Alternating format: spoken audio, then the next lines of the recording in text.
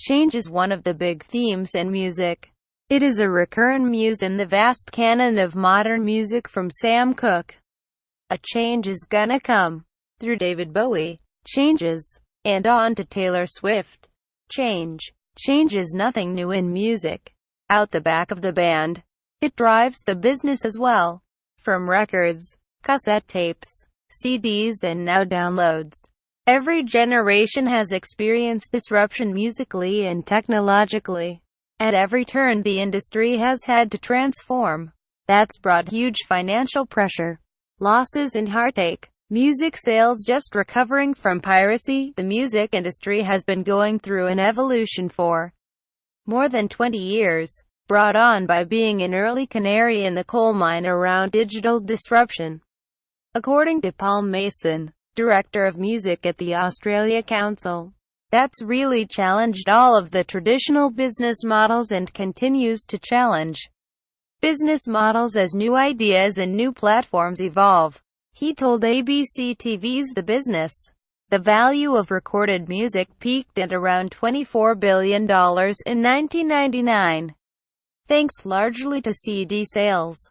The industry then went through a decade of decline, hitting a low in sales of around $14 billion in 2014. As digital downloads became the norm and people flocked to music piracy. But with the rise of paid subscription services, streaming revenue rose by more than 60% last year. Really everywhere you looked there were positive strong numbers coming. So it was a strong, steady build-up throughout most of last year. Mark Mulligan, head of the media and technology analysis company Media Research, said, over 100 million people worldwide pay for a music subscription.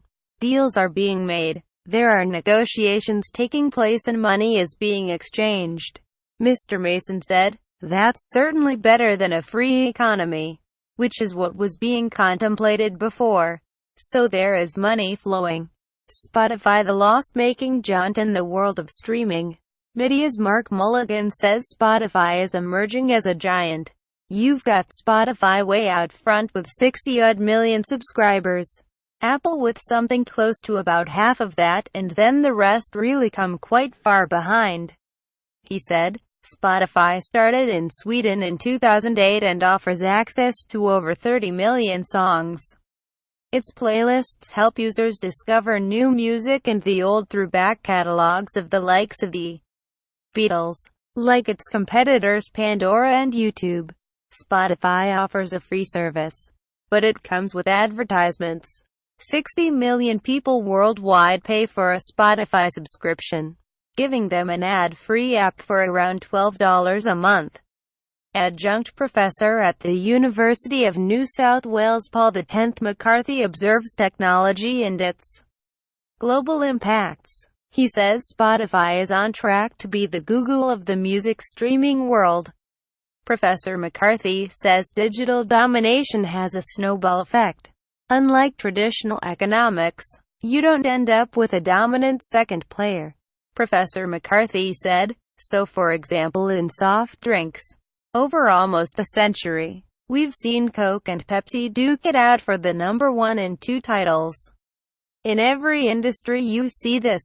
So there's a brand leader and a number of brand challenges. Whereas in online, you see the emergence of a dominant player and then a number of niche brands. Professor McCarthy said, Spotify already has deals with music label giants Universal and Sony. It has now cemented its dominance by securing a deal with Warner Music, the final member of the industry's so-called Big Three, paving the way for a listing on the U.S. stock exchange. However, despite rapid growth in users and revenue, Spotify isn't making a profit, primarily because of large licensing payments to record labels. No streaming music service is making a profit, and it's really difficult to see that any of them will do anytime soon. The margins these services operate on is really wafer thin, Mr. Mulligan said. So you've really got to look at where's the big place the money goes to, and that's the record labels. So where's the money going? Artists aren't seeing much money from streaming either, and some have been resistant to the platform.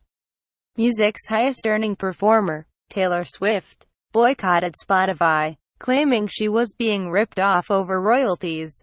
Ms. Swift has since put her music on the service, and her new song has broken a streaming record, getting 8 million Spotify plays on its first day. However, each artist is on an individual contract with their record label, and few of them are seeing big paydays. Musicians are not getting rich yet. There's still a long way to go. Australia Council's Paul Mason said, "I am hearing a lot more anecdotal stories about people who are making good regular monthly income from their streaming," he said.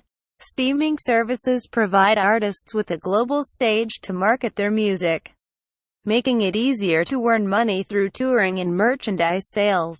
Spotify could be on track to become the Google of the music streaming world. However, unlike Google, with an estimated value of $500 billion, a dominant Spotify will struggle to make money. Industry watchers believe either payouts to record labels need to come down or listeners need to pay more. Unless something fundamentally changes in the streaming business model, no streaming service is going to make money anytime soon, Media's Mark Mulligan said. And if streaming dries up, what is the next change music will have to confront?